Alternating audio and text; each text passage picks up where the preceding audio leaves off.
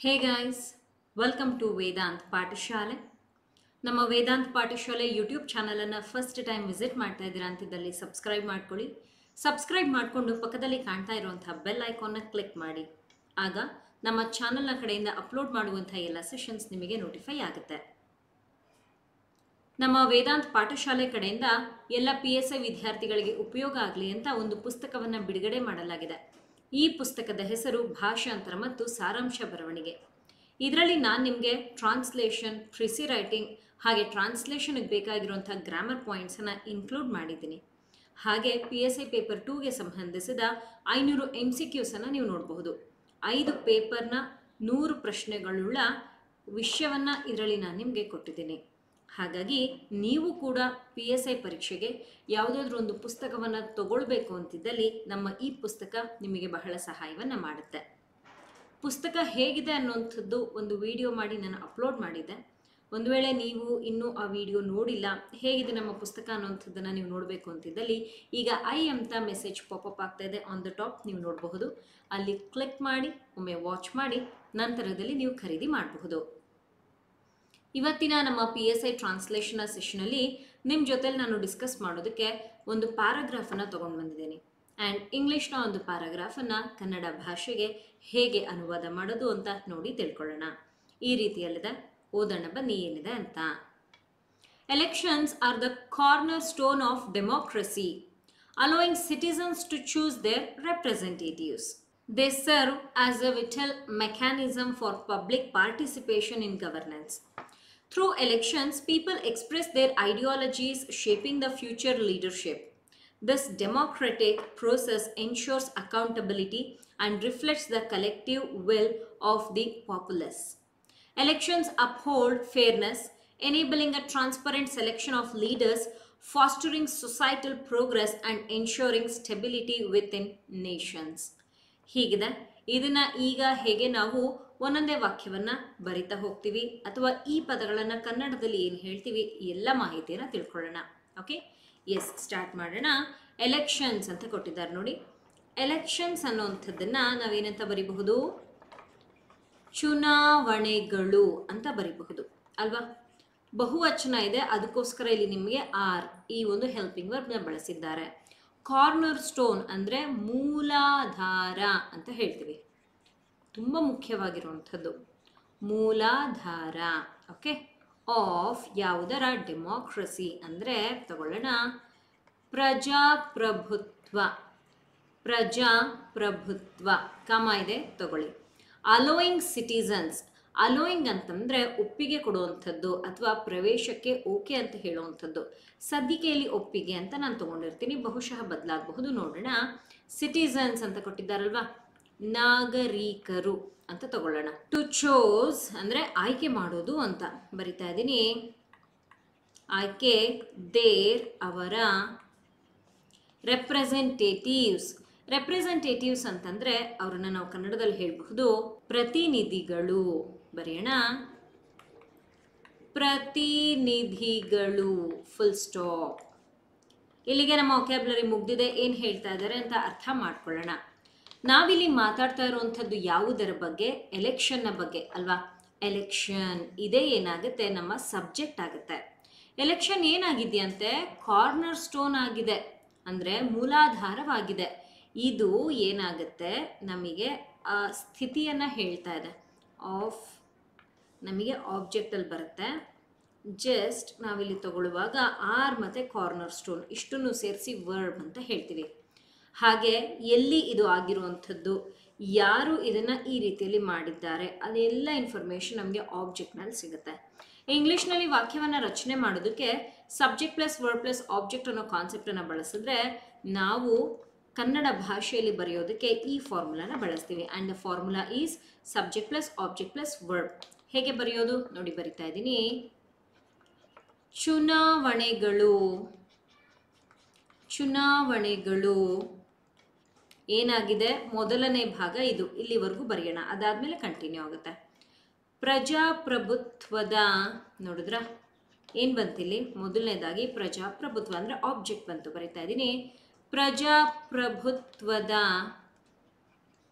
ಏನಾಗಿದೆ? ಮೂಲಾಧಾರವಾಗಿವೆ. ಓಕೆ, ಬರೆಯೋಣ.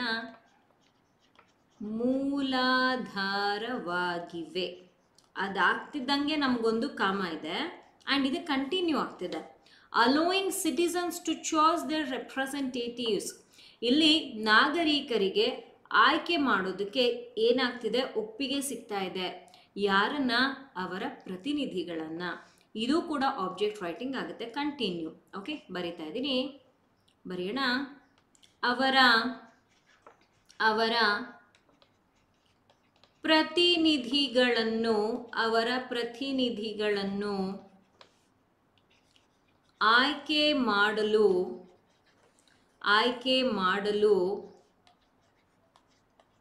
ನಾಗರಿಕರಿಗೆ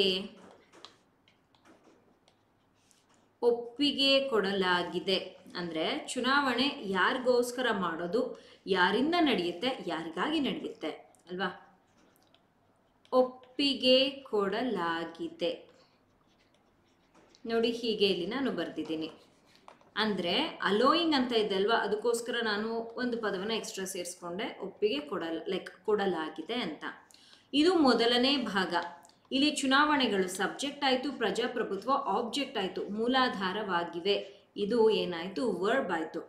ಮುಂದಕ್ಕೆ ಏನಿದೆ ಅದೆಲ್ಲವೂ ಕೂಡ ಇದರ ಮುಂದುವರೆದ ಭಾಗ. ಇಲ್ಲೇನಾಗುತ್ತೆ, ನಾಗರಿಕರು ಪ್ರತಿನಿಧಿಗಳನ್ನು ಆಯ್ಕೆ ಮಾಡಬಹುದು. ಈ ರೀತಿ ಅವ್ರಿಗೆ ಆಯ್ಕೆ ಮಾಡೋದಕ್ಕೆ ಒಪ್ಪಿಗೆಯನ್ನು ಕೂಡ ಕೊಟ್ಟಿದ್ದಾರಂತೆ. ನೋಡಿ, ಇದೇನಾಯಿತು, ಆಬ್ಜೆಕ್ಟ್ ಆಯಿತು. ಆ್ಯಂಡ್ ಒಪ್ಪಿಗೆ ಕೊಡಲಾಗಿದೆ, ಅಲೋಯಿಂಗ್, ಅದೇನಾಯಿತು, ವರ್ಬ್ ಆಯಿತು. ಒಂದೇ ವಿಷಯ ಏನು, ಚುನಾವಣೆಗಳು. ಆದರೆ ಇರೋದು 2 ವರ್ಬ್ 2 ಆಬ್ಜೆಕ್ಟ್. ಅದನ್ನು ಸಪ್ರೇಟಾಗಿ ಹೇಗೆ ತೊಗೊಳ್ಬೇಕು ಅಂತ ಇಲ್ಲಿ ನಾನು ನಿಮಗೆ ತೋರಿಸ್ಕೊಟ್ಟಿದ್ದೀನಿ. ಓಕೆ, ಮುಂದಿನ ವಾಕ್ಯ. They serve as a vital mechanism for public participation in governance. ಬರೆಯೋಣ. ದೇ, ಅವರು ಅಂತ ಬರುತ್ತೆ. ಇದು ಸ್ವಲ್ಪ ವಾಕ್ಯದಲ್ಲಿ ಬದಲಾಗುತ್ತೆ, ನೋಡೋಣ. ಸರ್ವ್ ಅಂದರೆ ಸೇವೆ ಸಲ್ಲಿಸೋದು ಅಂತ. ಸೇವೆ ಸಲ್ಲಿಸು, ಏನಾಗಿ, ಆಗಿ. ವಿಟಲ್ ಮೆಕ್ಯಾನಿಸಮ್, ವಿಟಲ್ ಅಂತಂದರೆ ಮುಖ್ಯವಾದಂತಹ, ಪ್ರಮುಖವಾದ ಅಂತ ತಗೊಳ್ಳೋಣ. ಮುಖ್ಯ, ಮೆಕ್ಯಾನಿಸಮ್ ಅಂತ ಕೊಟ್ಟಿದ್ದಾರೆ. ಬರೆಯೋಣ. ಮೆಕ್ಯಾನಿಸಮ್ ಬರಿತಾ ಇದ್ದೀನಿ. ಕಾರ್ಯವಿಧಾನ, ಯಾವುದಕ್ಕೆ? ಪಬ್ಲಿಕ್ ಪಾರ್ಟಿಸಿಪೇಷನ್, ಸಾರ್ವಜನಿಕ. ಪಾರ್ಟಿಸಿಪೇಷನ್, ಭಾಗವಹಿಸುವಿಕೆ.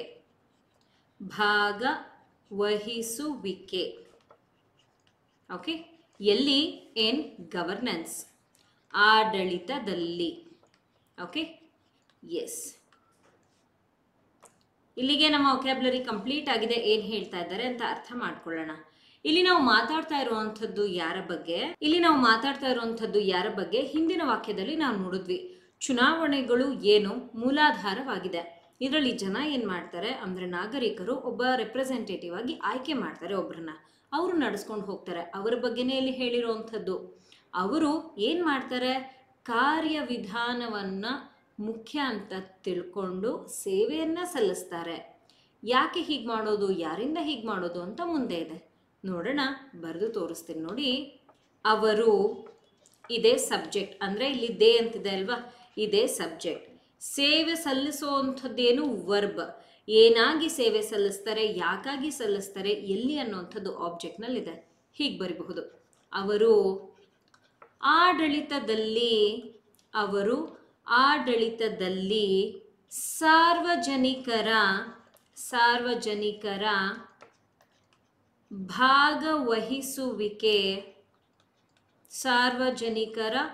ಭಾಗವಹಿಸುವಿಕೆಗೆ ಮುಖ್ಯ ಕಾರ್ಯವಿಧಾನವಾಗಿ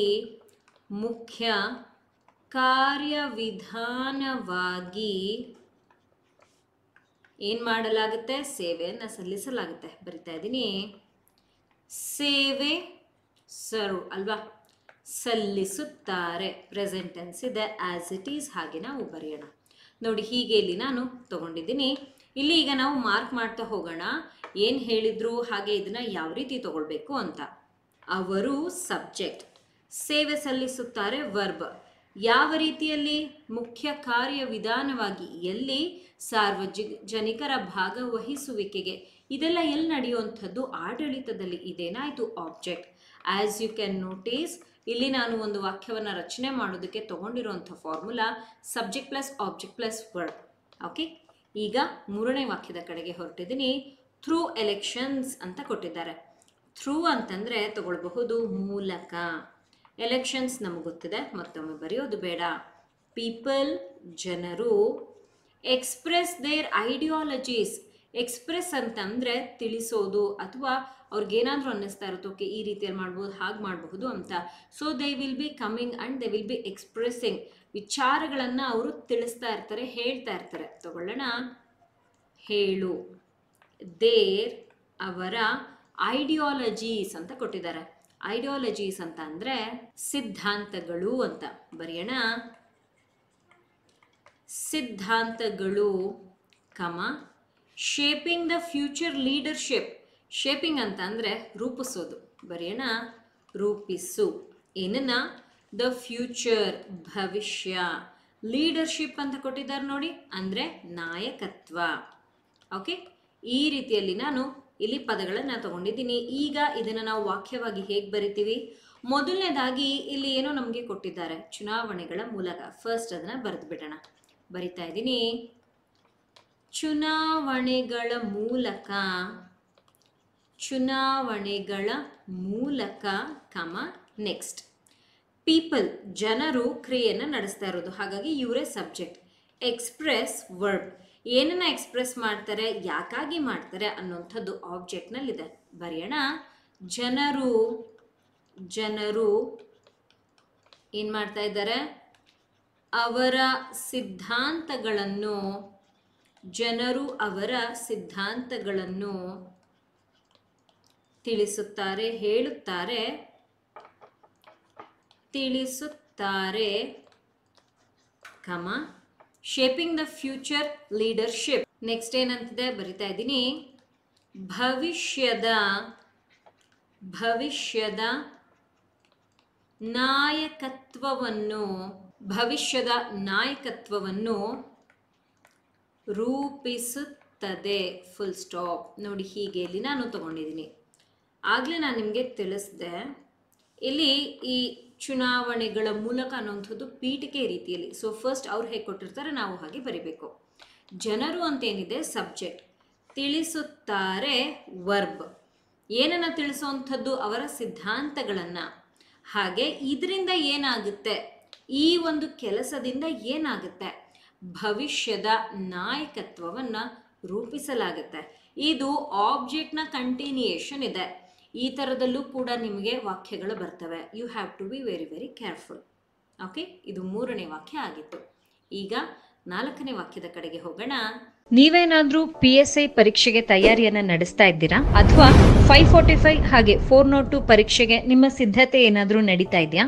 ಹಾಗಿದ್ದಲ್ಲಿ ನಿಮಗಾಗಿ ಅಂತ ವೇದಾಂತ್ ಪಾಠಶಾಲೆ ಒಂದು ಕ್ರಾಶ್ ಕೋರ್ಸ್ ಅನ್ನ ಪ್ರಾರಂಭ ಮಾಡಿದೆ. ಇದರಲ್ಲಿ ಪೂರ್ತಿ PSI ಪೇಪರ್ 1ಗೆ ಬೇಕಾಗಿರುವಂತಹ translation, precis writing, essay 3 concepts basic ಇಂದ ಹೇಳ್ಕೊಡ್ತಾ ಇದ್ದೀನಿ. ಹಾಗೆ ನಿಮಗೆ ಪ್ರತಿಯೊಂದು ಸೆಷನ್ PDF ನೋಟ್ಸ್ ಕೂಡ ಸಿಗುತ್ತೆ. ನಮ್ಮ ವೇದಾಂತ್ ಪಾಠಶಾಲೆ ಕಡೆಯಿಂದ ಒಂದು ಪುಸ್ತಕವನ್ನು ಕೂಡ ಈ ಕೋರ್ಸ್ ನಲ್ಲಿ ನಾವು ಪ್ರೊವೈಡ್ ಮಾಡ್ತಾ ಇದ್ದೀವಿ. ಪುಸ್ತಕ ನಿಮ್ಮ ಅಡ್ರೆಸ್ಗೆ ಬಂದು ತಲುಪುತ್ತೆ. ಅದನ್ನ ನೋಡ್ಕೊಂಡು ಕೂಡ ನೀವು ಪ್ರಾಕ್ಟೀಸ್ ಮಾಡಬಹುದು. ಕನ್ನಡ ಹಾಗೆ ಇಂಗ್ಲಿಷ್ ಎರಡೂ ಭಾಷೆಯಲ್ಲಿದ್ದು ಟಾಪ್ ಕರೆಂಟ್ ಅಫೇರ್ಸ್ ಹಾಗೆ ಜನರಲ್ ಟಾಪಿಕ್ ಎರಡೂ ಕೂಡ ನಿಮಗೆ ಇದರಲ್ಲಿ ಸಿಗುತ್ತೆ. ಹೆಚ್ಚಿನ ಮಾಹಿತಿಗೆ ಈ ನಂಬರ್ ಅನ್ನ ಈ ಕೂಡಲೇ ಕಾಂಟ್ಯಾಕ್ಟ್ ಮಾಡಿ. ನಾಲ್ಕನೇ ವಾಕ್ಯ. This democratic process ensures.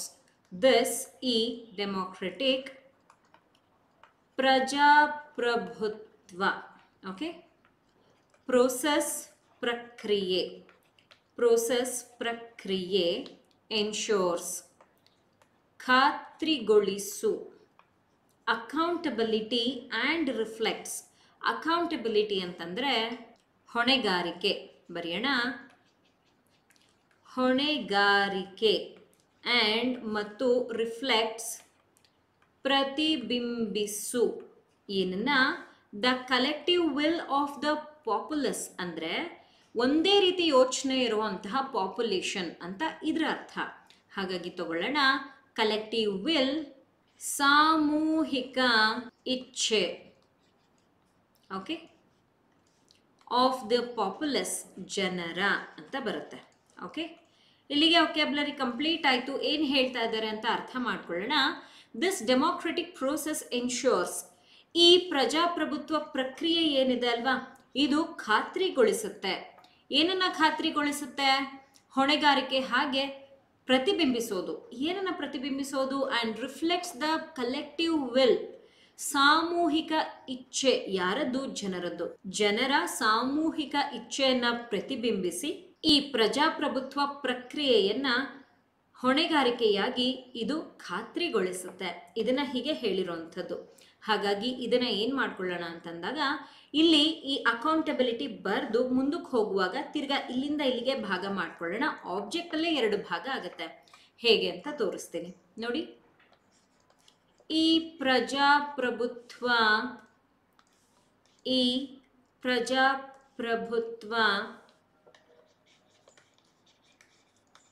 ಪ್ರಕ್ರಿಯೆಯು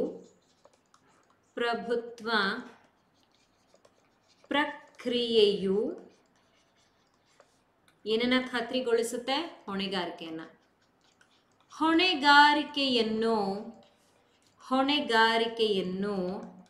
ಎನ್ಶೋರ್ಸ್ ಅಲ್ವಾ, ತಗೊಳ್ತಾ ಇದ್ದೀನಿ, ಖಾತ್ರಿಗೊಳಿಸುತ್ತದೆ. ಈಗ ಇಲ್ಲಿಂದ 2ನೇ ಭಾಗ. ಮತ್ತು ಇನ್ನೊಂದೇನು ಮಾಡುತ್ತೆ? ರಿಫ್ಲೆಕ್ಟ್ ಮಾಡುತ್ತೆ. ಏನನ್ನ? ಜನರ ಸಾಮೂಹಿಕ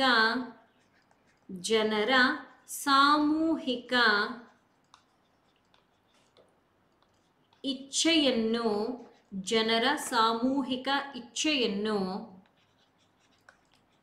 ಪ್ರತಿಬಿಂಬಿಸುತ್ತದೆ. ಓಕೆ, ಹೀಗೆ.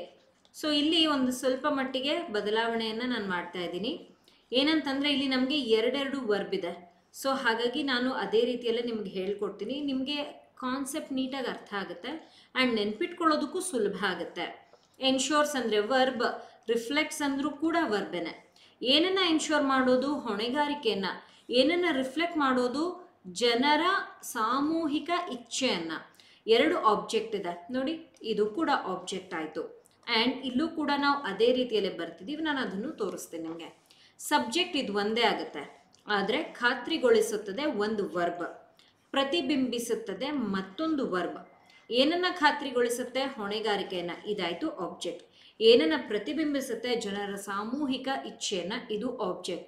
ಆಸ್ ಯು ಕ್ಯಾನ್ ನೋಟಿಸ್ ಇರೋದು ಒಂದೇ ಸಬ್ಜೆಕ್ಟ್, ಬಟ್ ಅದಕ್ಕೆ 2 ಆಬ್ಜೆಕ್ಟ್ 2 ವರ್ಬ್ ಇದೆ. ಈ ರೀತಿಯಲ್ಲಿ ವಾಕ್ಯವನ್ನು ಬರೀಬಹುದಿದೆ. ಓಕೆ, 4ನೇ ವಾಕ್ಯ ಮುಗೀತು. 5ನೇ ವಾಕ್ಯ, elections uphold fairness. Okay, elections ಚುನಾವಣೆಗಳು, ಅಪ್ಹೋಲ್ಡ್ ಎತ್ತಿ ಹಿಡಿಯುವುದು. ಓಕೆ, ಎತ್ತಿ ಹಿಡಿಯುವುದು. ಏನನ್ನ? ಫೇರ್ನೆಸ್. ಫೇರ್ನೆಸ್ ಅಂತಂದರೆ ಬೆಳ್ಳಗಿರೋದು ಅಲ್ಲ. ಫೇರ್ನೆಸ್ ಅಂತ ಅಂದರೆ ನಿಜ, ಸತ್ಯ, ಫ್ಯಾಕ್ಟ್ ಅಂತ ಅರ್ಥ. ಬರೆಯೋಣ. ಫೇರ್ನೆಸ್, ನ್ಯಾಯಸಮ್ಮತತೆ. Enabling a transparent selection of leaders. Enabling ಅನ್ನುವಂಥದ್ದನ್ನು ಬರೀಬಹುದು. ಸಕ್ರಿಯ ಅಂತ ತಗೊಳ್ಳೋಣ. ಸಕ್ರಿಯ. ಟ್ರಾನ್ಸ್ಪರೆಂಟ್ ಅಂತ ಕೊಟ್ಟಿದ್ದಾರೆ ನೋಡಿ. ಟ್ರಾನ್ಸ್ಪರೆಂಟ್ ಅಂತಂದರೆ ಪಾರದರ್ಶಕತೆ ಅಂತ ಹೇಳ್ತೀವಿ. ಸೆಲೆಕ್ಷನ್ ಆಫ್ ಲೀಡರ್ಸ್, ನಾಯಕರ ಆಯ್ಕೆ.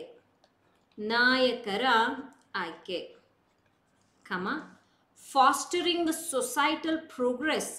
ಫಾಸ್ಟರಿಂಗ್ ಇದನ್ನು ನಾವು ಬರೀಬಹುದು. ಉತ್ತೇಜನ, ಸಾಮಾಜಿಕ. ಪ್ರೋಗ್ರೆಸ್ ಅಂತ ಕೊಟ್ಟಿದ್ದಾರಲ್ವಾ, ತಗೊಳ್ಳೋಣ ಪ್ರಗತಿ, ಆ್ಯಂಡ್ ಮತ್ತು ensuring stability within nations. Ensuring ಈಗಷ್ಟು ನಾವು ಬರೆದ್ವಿ ಹಿಂದಿನ ವಾಕ್ಯದಲ್ಲಿ. ಖಾತ್ರಿಪಡಿಸು. ಸ್ಟೆಬಿಲಿಟಿ ಅನ್ನುವಂಥದ್ದನ್ನು ನಾವು ಬರೀಬಹುದು. ಸ್ಥಿರತೆ. ಎಲ್ಲಿ? ವಿತಿನ್ ನೇಷನ್ಸ್, ರಾಷ್ಟ್ರಗಳಲ್ಲಿ. ಇಲ್ಲಿ ಹೆಚ್ಚಾಗಿ ನಾವು ವಾಕ್ಯ ರಚನೆ ಮಾಡೋದಕ್ಕೆ ತಲೆ ಕೆಡಿಸ್ಕೊಳ್ಳೋ ಅಷ್ಟಿಲ್ಲ. ಯಾಕೆ ಅಂತಂದರೆ ಅವರು ಒಂದೊಂದಾಗಿ ವಿಷಯಗಳನ್ನು ಕೊಟ್ಟಿದ್ದಾರೆ, ಅದನ್ನು ನಾವು ಆ್ಯಸ್ ಇಟ್ ಈಸ್ ಬರಿಬೇಕಾಗಿದೆ ಅಷ್ಟೇ. ಎಲೆಕ್ಷನ್ಸ್ ಅಪ್ಹೋಲ್ಡ್ ಏನನ್ನ? Fairness, enabling a transparent selection of leaders 2ನೇದು, ಫಾಸ್ಟರಿಂಗ್ ಸೊಸೈಟಲ್ ಪ್ರೋಗ್ರೆಸ್ 3ನೇದು, ಹಾಗೆ ಎನ್ಶೋರಿಂಗ್ ಸ್ಟೆಬಿಲಿಟಿ ವಿತಿನ್ ನೇಷನ್ಸ್ 4ನೇದು. 4 ಪಾಯಿಂಟ್ಸನ್ನ ಒಂದಾದ್ಮೇಲೆ ಒಂದು ಬರೆದ್ರೆ ನಮ್ಮ ವಾಕ್ಯವೇ ಮುಗಿದು ಹೋಗುತ್ತೆ. ಈ ರೀತಿ ಬರಿಬಹುದು. ಬರಿತಾ ಇದ್ದೀನಿ. ಚುನಾವಣೆಗಳು ಒಂದೊಂದಾಗಿ ಬರ್ಕೊಂಡು ಹೋಗ್ಬಿಡೋಣ ಏನಿದೆ ಅಂತ. ನ್ಯಾಯಸಮ್ಮತತೆ ಅಪ್ಹೋಲ್ಡ್ಸ್ ತಗೊಳ್ಳೋಣ. ಎತ್ತಿ ಹಿಡಿಯುವುದು ಅಥವಾ ಎತ್ತಿ ಹಿಡಿಯುತ್ತದೆ ಅಪ್ಹೋಲ್ಡ್ಸ್. ಆಮೇಲೆ enabling a transparent selection of leaders, ನಾಯಕರ ಪಾರದರ್ಶಕ ಆಯ್ಕೆಯನ್ನು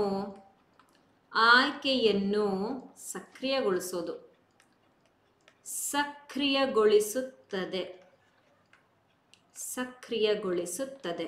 ಎರಡನೇದು. ಮೂರನೇದೇನು? ಫಾಸ್ಟರಿಂಗ್ ಸೊಸೈಟಲ್ ಪ್ರೋಗ್ರೆಸ್, ಸಾಮಾಜಿಕ ಪ್ರಗತಿಯನ್ನು ಉತ್ತೇಜಿಸುತ್ತದೆ.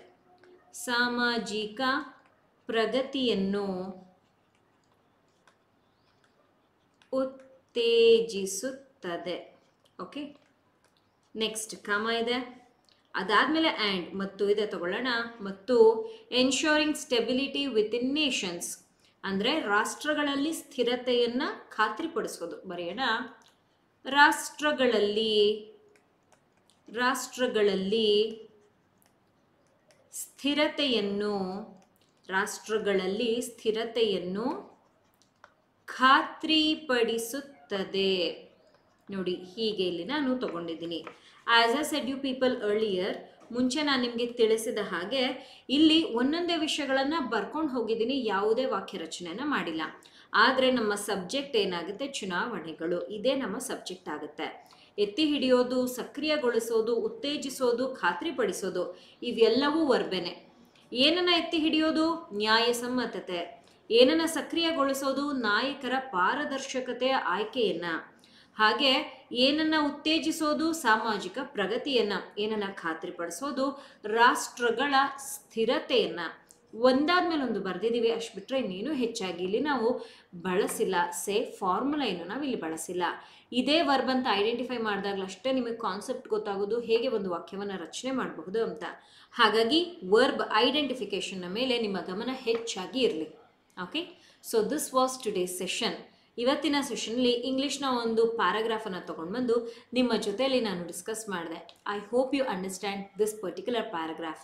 ಇದೊಂದು ಮಾಡ್ರೇಟ್ ಪ್ಯಾರಾಗ್ರಾಫ್ ಆಗಿತ್ತು. ಇವತ್ತಿನ ಸೆಷನ್ ಇಷ್ಟ ಆದಲ್ಲಿ ಲೈಕ್ ಮಾಡೋದನ್ನ ಮರಿಬೇಡಿ. ನಮ್ಮ ಚಾನಲ್ಗೆ ಹೊಸಬ್ರಿದ್ದೀರಾ ಅಂತಿದ್ದಲ್ಲಿ ಸಬ್ಸ್ಕ್ರೈಬ್ ಮಾಡ್ಕೊಳ್ಳಿ. ನಮ್ಮ ಪುಸ್ತಕವನ್ನೇನಾದರೂ ಖರೀದಿ ಮಾಡಬೇಕು, ನಮ್ಮ ಕೋರ್ಸಿಗೆ ಏನಾದರೂ ಜಾಯಿನ್ ಆಗಬೇಕು ಅಂತಿದ್ದಲ್ಲಿ ಇಲ್ಲಿ ಕಾಣ್ತಾ ಇರುವಂಥ ಮೊಬೈಲ್ ಸಂಖ್ಯೆಗೆ ಈ ಕೂಡಲೇ ನೀವು ನಮ್ಮನ್ನು ಕಾಂಟ್ಯಾಕ್ಟ್ ಮಾಡಬಹುದು. Thank you people. ಹೇಗಿತ್ತು ಇವತ್ತಿನ ಸೆಷನ್? ಕಮೆಂಟ್ ಸೆಕ್ಷನಲ್ಲಿ ತಿಳಿಸೋದನ್ನ ಮರಿಬೇಡಿ. Happy learning.